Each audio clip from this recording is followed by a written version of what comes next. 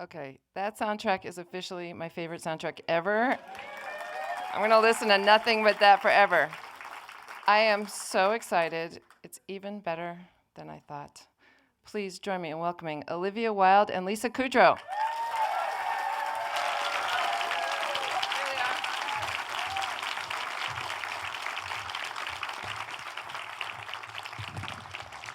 Thank you. No good. Hi. Wasn't that good?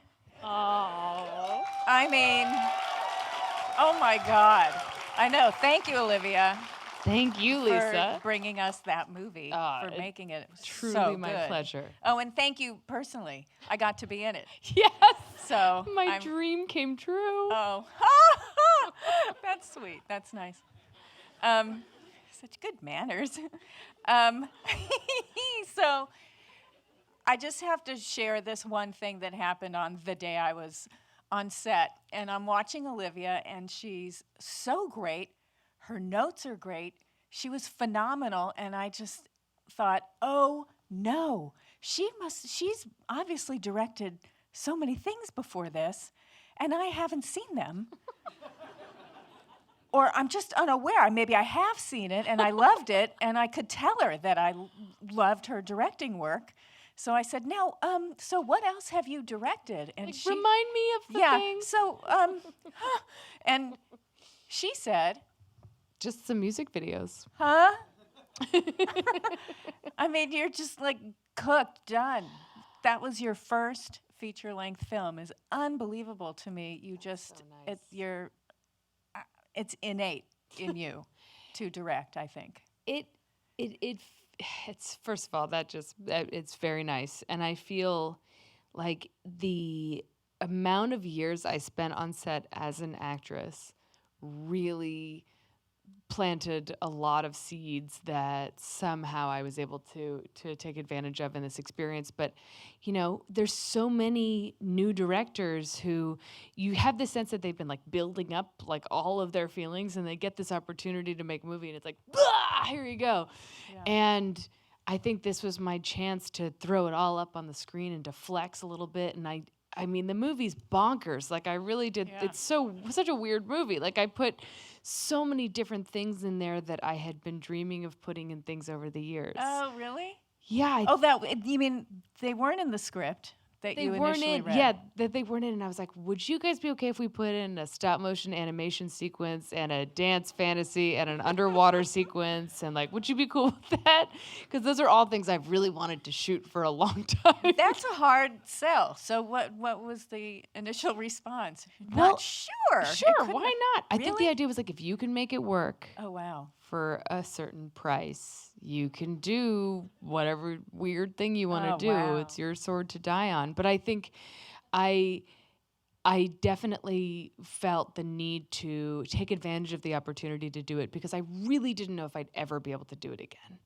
And I just wanted to try things. And I think you can sense when you watch this movie that many of us making the film were very excited to have the opportunity either to direct or to write or to act. I mean, Beanie and Kaitlyn had never starred in a film before, and they kept saying that. They were like, this is our first leading role. And I was like, but of course you guys should be leading this movie. But I think all of us, oh my God, that was like a magic trick.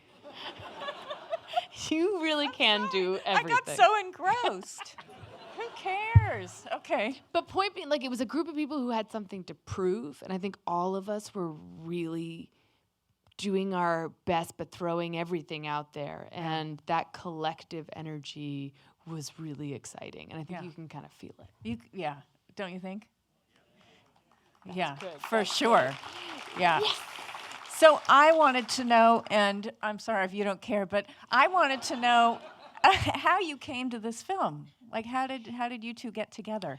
We got together. Our romance began when Jessica Elbaum, who's one of our producers, who runs Gloria Sanchez, which technically I suppose is the female wing of Gary Sanchez, but that just means she's brilliant, and she started it to really give opportunities to women as directors, writers, and to allow for content generated kind of around women.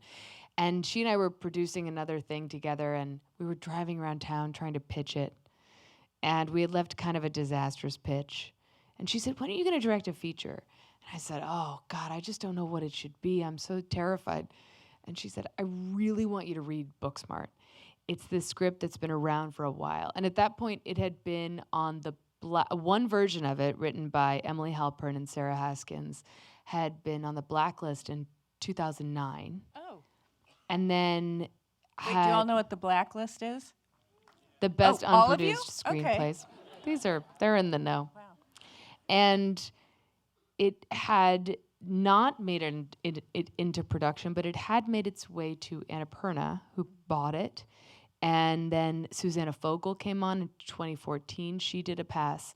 That's the version I read. And it had the concept of two best friends, women who were best friends, who were unapologetic about their intelligence.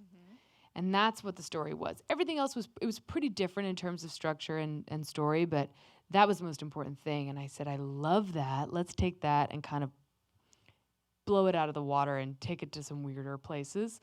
But I realized when I read that version that I never had read a story that honored the kind of female friendships in my life Yeah. that had allowed me to survive adolescence.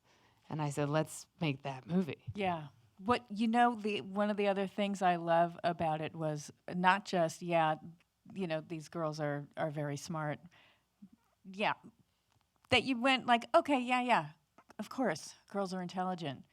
But what happens when that's all you think you have, to do, and you miss out on everything else?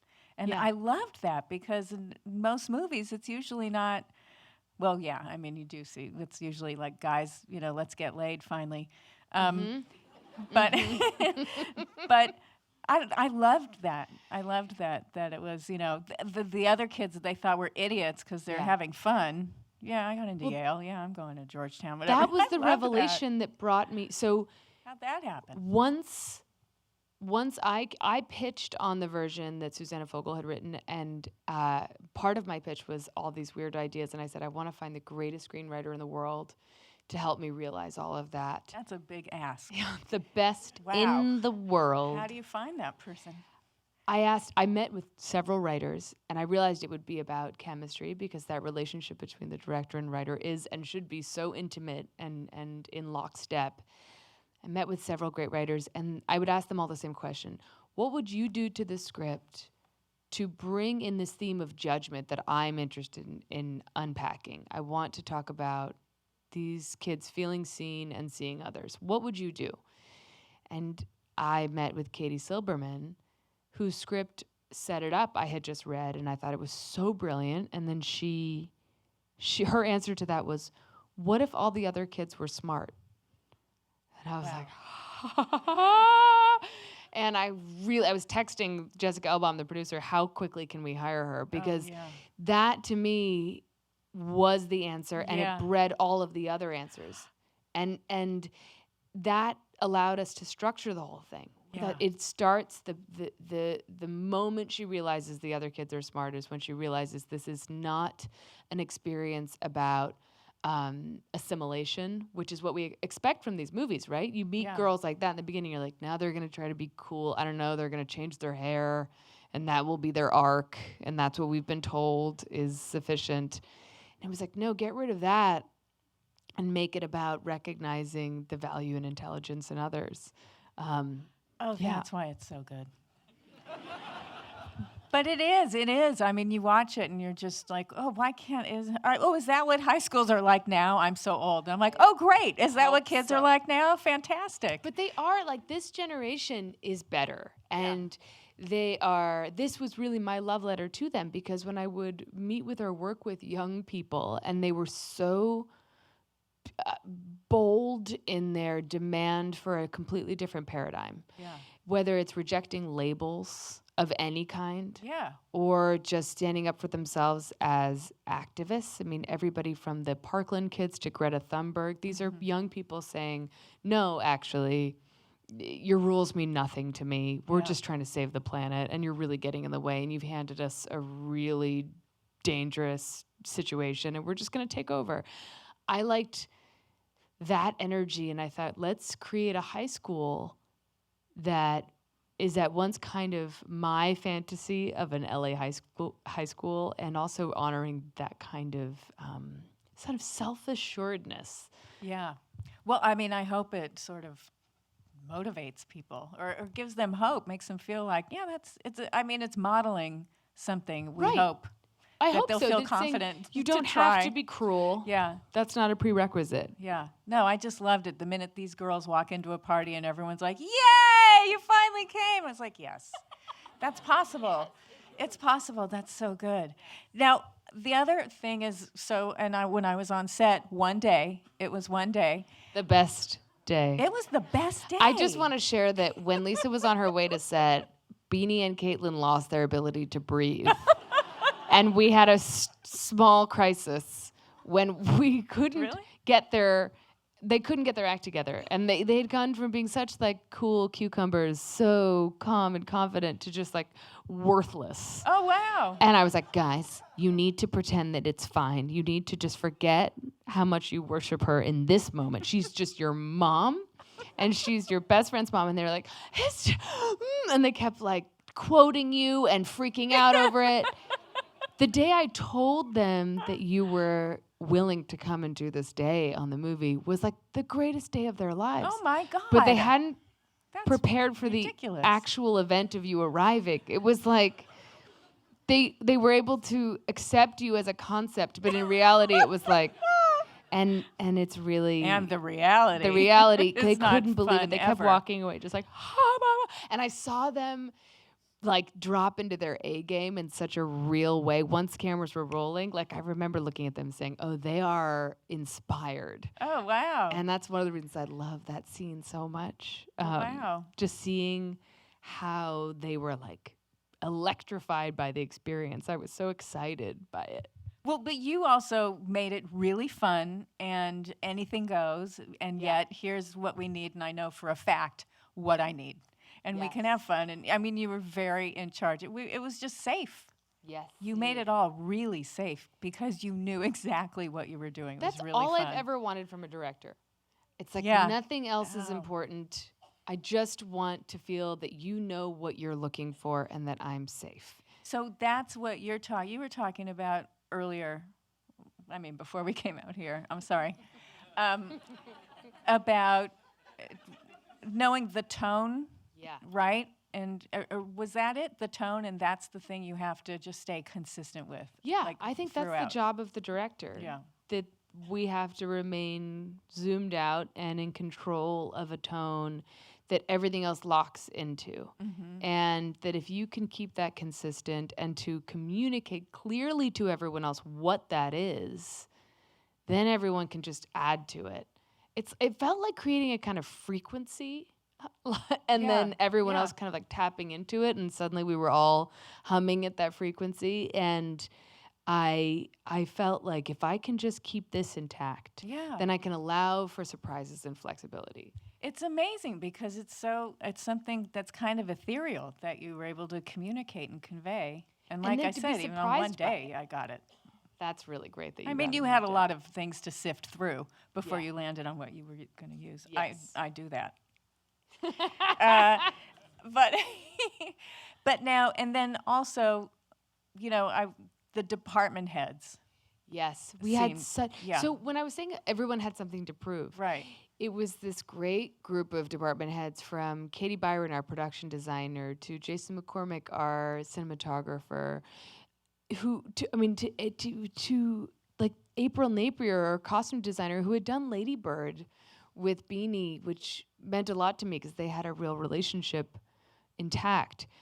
But she's done everything from like great films to like 9 Inch Nails music videos. Like she's done everything, and she had a sense of confidence in me from the get-go that allowed me to feel like I was gleaning a lot of my energy off of these crew members and feeling that I was nothing but their coach. And I'm not good at sports, but I like to use sports metaphors a lot. I have no business doing it, but it really makes sense to me somehow. And I keep thinking about how like a director is just a really good coach, and that there's this misunderstanding of a director as being the sole player, like that it is an auteur who must be responsible for all technical aspects of the production. And I think that's a dangerous sort of myth to perpetuate, because it turns a lot of people off of directing, because you might out there be thinking like, I want to direct, but like I don't know anything about lenses, and it's like that shouldn't stop you. The whole point is putting together a team, empowering them, delegating well, and creating an environment conducive to their best work, and hanging on to that tone. But I just benefited from this like extraordinary group of people who all came on board because they were moved by the story. Yeah. Which is all I looked for in those meetings. Wow. Well, you did a great job being the custodian of that story, for sure. All right, I have to ask you one thing to talk about. That fight scene? Yes. Well, first of all, the pool, the swimming. Oh, my God. Wasn't that the most beautiful thing? That pool, I thought it's it really was. funny because I kind of got away with that, because when the AD looked at the schedule and said, what is this underwater thing you want to get? And I'm like, it's just a tiny little moment. It's nothing much. Oh. And he recognized Scott Robertson was our AD, who's like the best in the world. And he has done like Iñárritu movies, which was great, because anytime anything was stressful, I was like, yeah, but it's not The Revenant. Oh. And he was like, that is true. It's better than The Revenant. But when we got to like scheduling the pool, what we had to do to kind of sneak it by production in a sense was make it a second unit. And so we had a full unit going in the house of that party house. And then I would run out to the pool where we were pretending that was like a sort of, this is sort of like a secondary situation happening, which was my full priority happening underwater. Yeah. And I, after spending so many years as an actress filming scenes in freezing cold water, all I cared about was that the water was like 98 degrees. Yeah, yeah. And I kept saying to them like, hey, it's warm, guys. Are you happy? Isn't it wonderful? And they were like, sure, okay. And I was like, you don't understand. In my day, it was so cold. But I really just wanted to get Kaitlyn swimming so that it would look like she was flying. That's all. That's all I wanted. I wanted it to feel like this ultimate freedom. But I couldn't have dreamed that Kaitlyn was such an extraordinary actress that she can act underwater. Yeah, yeah. With her eyes open, like she can't see anything. No, I know. And she's going through about 5 different revelations, and so clearly, I was like, how the fuck is she doing? She's so talented. Yeah. And yeah, I was really lucky. I had this extraordinary underwater crew, and they we have like 7 hours of that footage. It would be some weird installation. We could do it at the Hammer. It would be really weird. I originally had a version of that scene that was 2.5 minutes long because I really wanted to use the entire song. Because don't you love in movies when they use the whole song? That's a really cool thing. If you guys, I hope you've all seen Honey Boy, which is so amazing. And they use this entire Alex Ebert song, Glimpses, in the middle of the movie. And I was so excited when I realized they were going to use the whole song. And I always think it's just a bold choice, right? It feels like Mike Nichols does it. Cool people do it. And I wanted to do it. And I was standing by it. I was like defending it from the studio. I was like, I will not cut a frame of this until directors and people that I really respected were like, you gotta, I mean, it's great, but like, what's with that crazy long pool thing? And I was like, oh, is it weird? They're like, yeah, it's like way too long. So I cut it down to that, which is still really long, but in my mind, I had been like, it's butchered. Oh, yeah.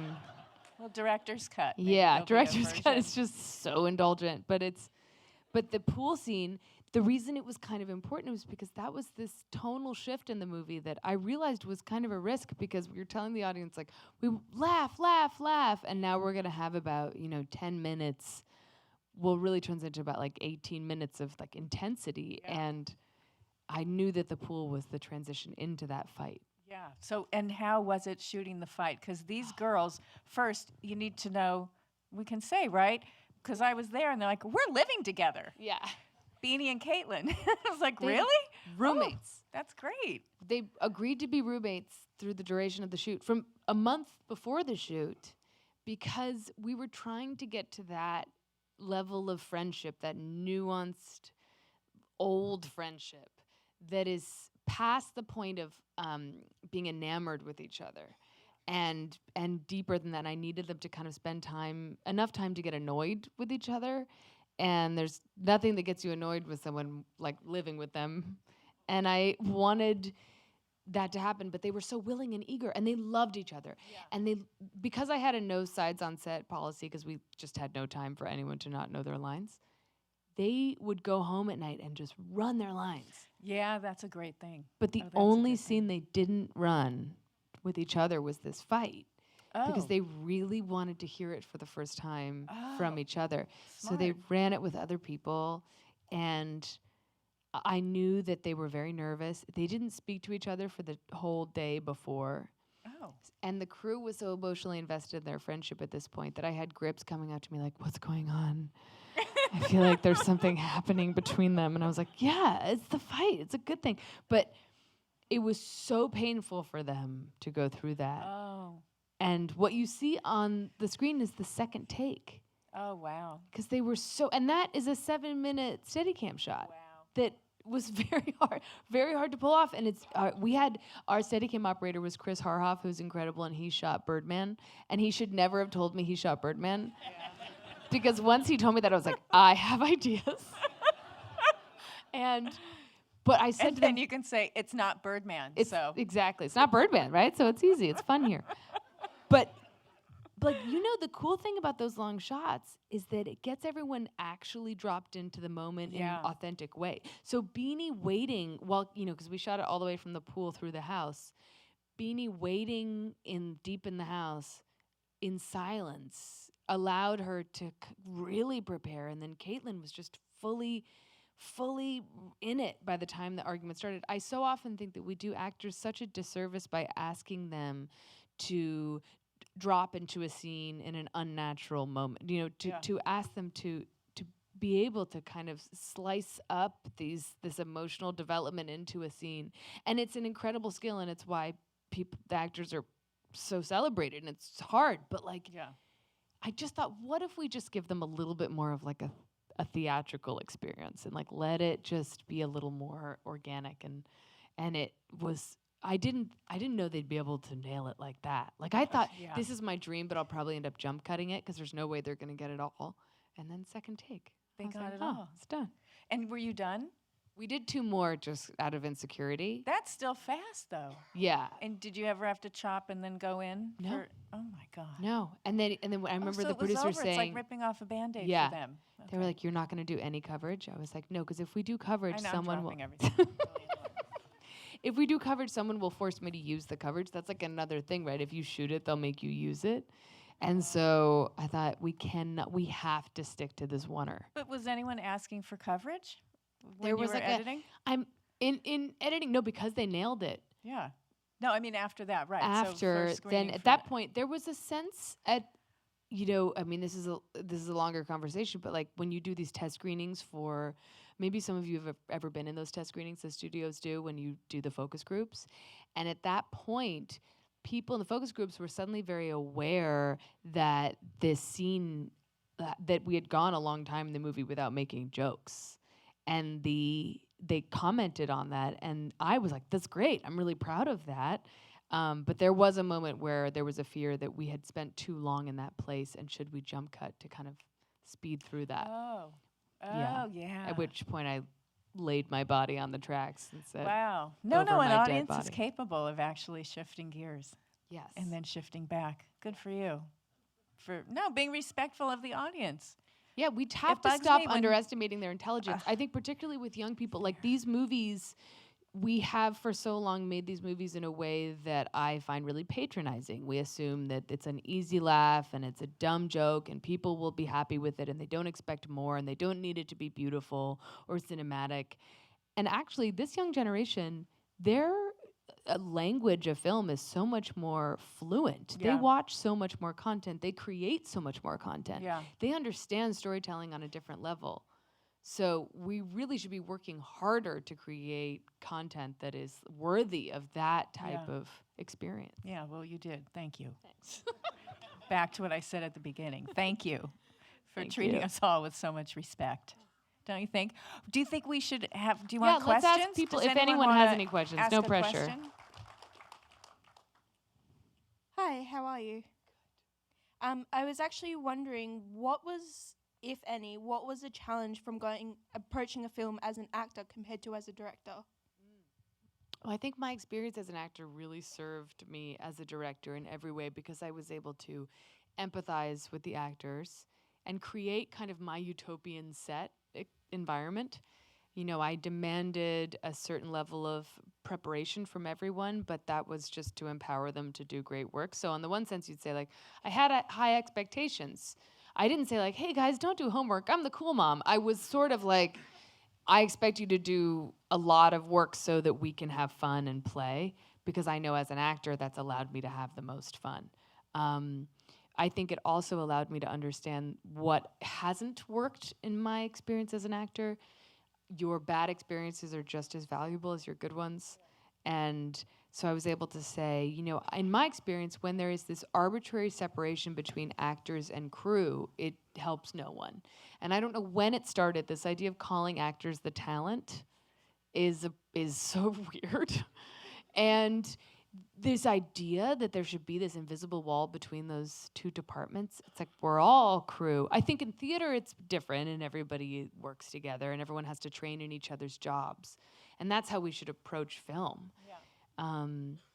So I think that was me using the acting experience for the directing experience. I did also have to learn to kind of step back at times when it was more of a logistical concern, to say, like, okay, now I have to have the difficult conversation about reality and time and money and take my head out of the kind of fun, creative actor mind and be like, okay, actually, we're in trouble and we can't shoot 18 more hours of this.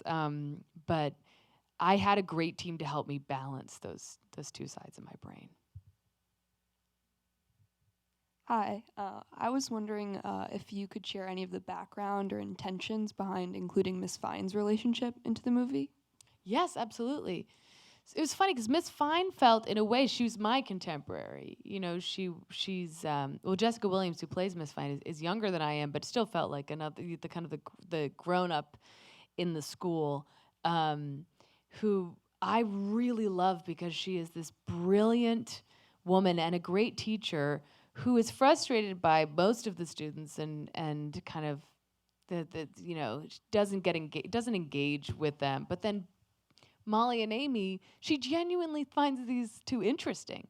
And I had great teachers in my life who I really did feel like I had a real friendship with, and that they were like celebrities to me. I mean, it was like if I saw them outside of school, it was the most exciting thing. It's like how I feel if I see my therapist now outside of... I'm like, oh my God. And that was how it felt seeing, like, I remember Mr. Bardo, my English teacher, and I was just like, I was in awe of him in a way that I felt like Miss Fine represented to these girls. And I think the idea of what Miss Fine goes through, you know, she's the experience of being a teacher is difficult, and yet she allows herself this night out. She's had what she kind of refers to as this wild time to make up for a boring adolescence.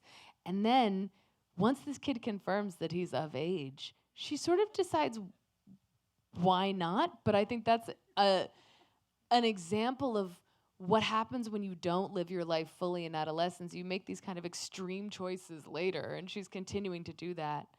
But I really loved the chemistry between Jessica and Eduardo, who plays Theo. It was so kind of romantic. I thought it was really sweet. And he worshipped her and treated her like the goddess that she is. So that was the Miss Fine logic. Hi. As a film student, I want to start by thanking you for making this film. When I first saw it, I said to one of my friends in my film class, this is the story I've always been trying to tell, but just never had the money to. And then my question is, in formulating the soundtrack, was there any song, going into editing that you already knew you wanted in the final cut? Making the soundtrack was total wish fulfillment because I love soundtracks and I collect them. And I thought the great thing about making high school movies that you really can use a lot of needle drops and create a pretty cool soundtrack that's worthy of what it's like to be a young person where music is everything to you. I also wanted people to be able to relive the emotional experience of the movie wherever they were. So I thought a lot about it. In making the film, I had a lot of music on set. We also had 4 weeks of night shoots, and the way to keep everyone energetic was with music, of course. And so I made playlists. And then when I was on set playing the music and I would see how people reacted or how it helped the scene, sometimes I'd be like, okay, that's a song clearly that works here and we have to use. The Cautious Clay song that plays during the love scene between Amy and Hope was one of those. Interestingly enough, even though it works really well, I didn't know what song would work for the pool until I played Perfume Genius in the edit, and then it just matched up in a way that was serendipitous. And I knew I had to get that. I knew I wanted Push It in the movie. I was like, I must have Salt and Pepper. I must have them. And I was just really happy that they allowed for it. I will say, just to any filmmakers out there, if you go the traditional route of having a music supervisor contact a label for music, they will quote you a ridiculous price. You will not get the music. You have to approach artists like artist to artist on a human level. I wouldn't have afforded any of this music if I hadn't reached out to the artist personally, and through our music supervisor, Brian Ling, who's a dear friend, and he really, as an artist himself, knew how to communicate in a way. But it's really important because you'll get sort of caught up in the post-production experience, and you'll be like, okay, now someone go get the licenses for these songs that we want. You'll get a bunch of no's. You have to write letters. Like LCD Sound System, we definitely could not afford that song, "Oh Baby," that plays at the end of the party. And I wrote to them and said, like, it can be no other way. This is everything to me, and here is why. And they're like, oh yeah, you can have it. So, I mean, at a discounted price, but still. And I just think it's an important thing to remember, like just the keeping it a human throughout the process. I hope that answered your question a little bit. Oh, and then some. That's good. I was listening. No, because I've been in editing where you like whip out your phone and you start playing music along to something to see, you know, does it work? Lay it in. Does that work? And it's amazing how much it completely transforms the scene. Yeah. Based on what you play. I mean, music is so fabulously manipulative in that way. Yeah. But it's like a panic moment of like, am I choosing the right manipulation here? It could ruin everything. But it's also fun. Yeah. Hi. On a personal note, I would like to thank you for including a character and another character who are, I guess, love interest at some point, Hope and Amy.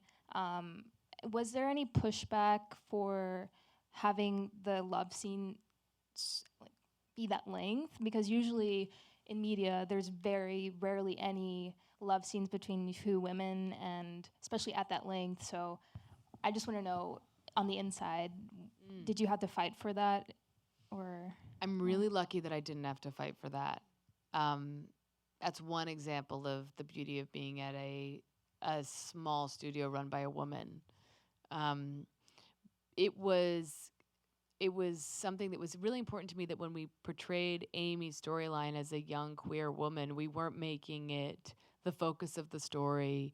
It wasn't a point of awkwardness or contention between Amy and Molly, who happens to be straight. Like, wasn't an issue for them.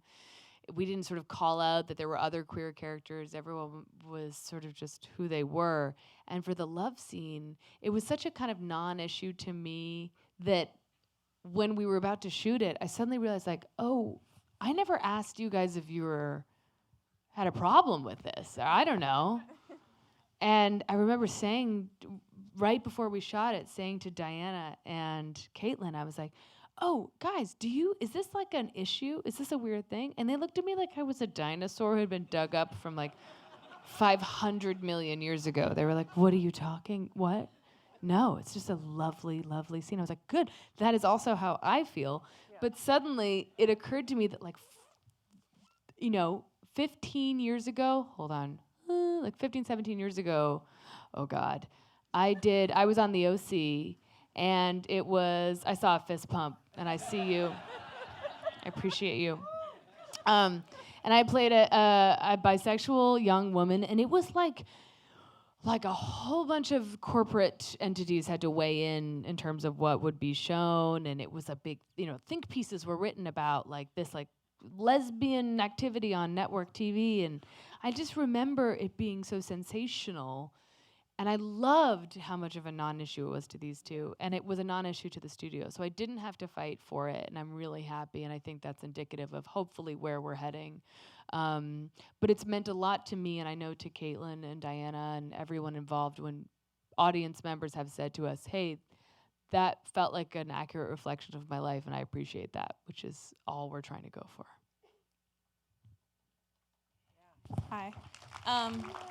Could you talk about, over here. Hi. Could you talk about what was the most challenging scene to film and why, whether that be technical or creative or just preparedness with the actors?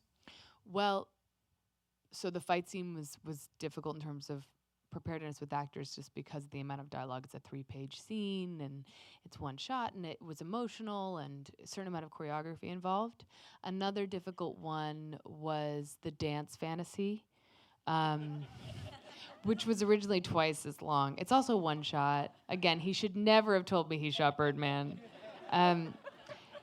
But that one, the dance fantasy was interesting because I was really inspired by Gene Kelly and Sid Charisse in Singing in the Rain, that fantasy he has where she's on the pink background, the scarf.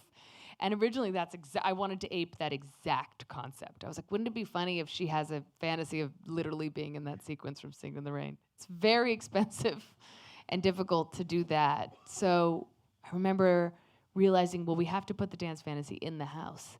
And then I thought, wait, that's perfect. And that is a little insight into what my fantasy has always been when I see someone that I have a crush on, that like everyone else disappears, and then they can only see me, and suddenly I'm incredibly good at dancing. And I thought, like, maybe that's someone else's fantasy, and we'll put that in the movie. But it was difficult because they had to rehearse on weekends. Mason Gooding Jr., who plays Nick, had never danced in his life. Beanie is a Broadway actress who had just come off of a year of doing Hello, Dolly. So she was like, this is no problem to me.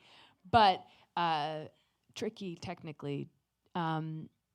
But I will say the most difficult part of this was the stop motion sequence, which I'm a big fan of stop motion animation.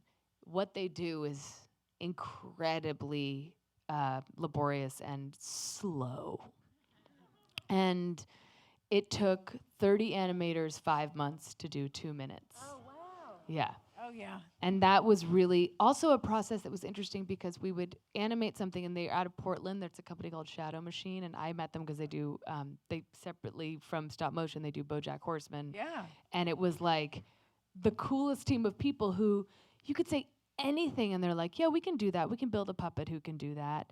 And the ideas just kept getting weirder and weirder. But as we animated, we realized we'd have to re-record the girls to match the animation. So it was this completely bonkers process of saying, like, let's make the dolls sort of do a weird like split move to get up on the thing, and now we have to get the girls to record dialogue to that, and they would be on their phones on sets far away, like in England on other movies, and I'd be like, hi, I'm so sorry, it's me again. Could you be a doll climbing up a dresser? And they're like, what is this movie I did with you, you crazy person? So that one was difficult, but it was another one I fought for when, of course, umpteen times the studio was like, do we need this? Yes. And the answer after seeing it is yes. Absolutely. And that Can was- you imagine not having it? By the way, that was an idea that came from, because you never know what ideas you're going to use later. That was an idea that came from a pitch I had made for a Beck video that I had realized was like way too expensive and weird for a music video. And instead I kept it, and I was like, maybe they'll let me put it in Booksmart. I hope you still have other ideas for your next movies. I better come up with them. I think we have time for one more question. In fact, I know we have time for one more question. Hello. Hello. No? Oh, I guess I won. Where are you? There Hi. Oh, it's you're just. First of all, I'm a big fan, and the fact that we're breathing the same air is surreal to me. You're talking about Lisa, and I feel the exact same way. Oh, I'm talking about you too. Don't worry. All breathing this air. So you've been working on like featured films and TV, and the director's job is different for those things. Did that affect your directing? Between like films and TV. Yeah. And how yeah, you know what I will say is that, I mean, now TV is so brilliant. There used to be the stigma that TV wasn't as like technically difficult to direct or as special as films. I think that's really different now. But what television taught me was efficiency and preparedness and just professionalism and endurance. But the idea of being able to shoot 10 pages a day isn't challenging to me. I mean, it's challenging, but it's exciting. It's what I grew up knowing. And so I think I had the chance to watch television directors have to be really prepared and efficient. I don't understand sitting down on set. I think when you are setting up for your next shot, you're rehearsing. You don't have the luxury of like waiting. And I think that really served me on this because we had so little time. But yeah, I mean, I think it's interesting to see how the role of a director really is different depending on the environment. And the director really is there to respond to what that specific project needs, whether it's TV, a music video, or a film. And I just knew that my job was to help these brilliant people get together and get in sync and tell this story. And they made it very easy because they were already so great. But yeah, I think that's it. Well, last thing that I'll say is, I mean, we, of course, love watching you in films, and I guess TV, too, if you watch OC still. But, well, you can watch anything now, right? True. Yeah. Well, we love watching you, but I'm especially excited for everything you're going to direct from now on, honestly. And I don't think I'm alone. So inspiring. So, thank you again. Thank you for being here. This is so special. Please help me thank Lisa for being here. And thanks for coming out, you guys. This means a lot to all of us at Booksmart. Thanks. Bye. Thank you.